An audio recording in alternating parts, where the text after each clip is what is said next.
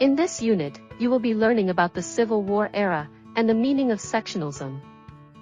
In the North, an expanding railroad system and industrialization resulted in many large factories. As a result, many people moved to cities to work in factories.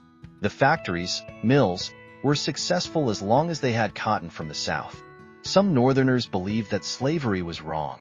Because of the South's geography and climate, it was mainly an agricultural society with small farms and plantations.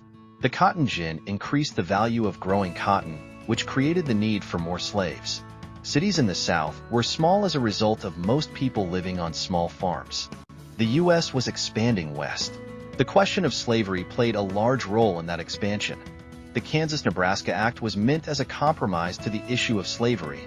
Senator Stephen Douglas convinced Congress to pass a law that allowed people within a territory to vote on the issue of slavery. As a result, thousands both for and against slavery moved to Kansas in order to influence the vote. Violence erupted between the two groups in what came to be called Bleeding Kansas.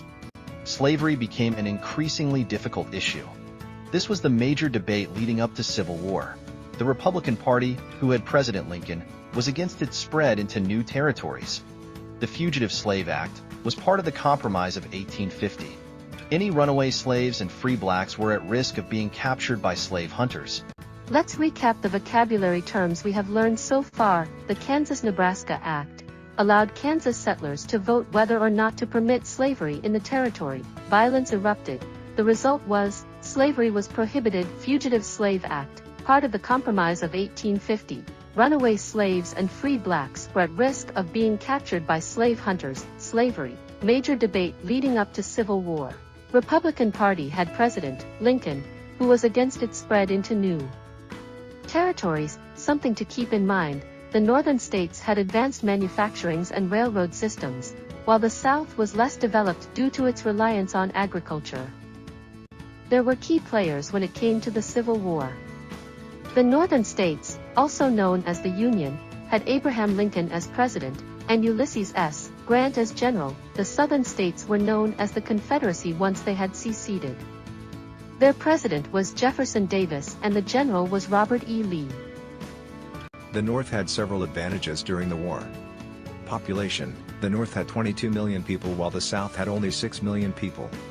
Resources, the North had more factories and produced more food than the South. Transportation, the North had more railroads, canals, and roads. Leadership, the North had Lincoln, and the South had General Lee. Naval power, the North had a more powerful navy.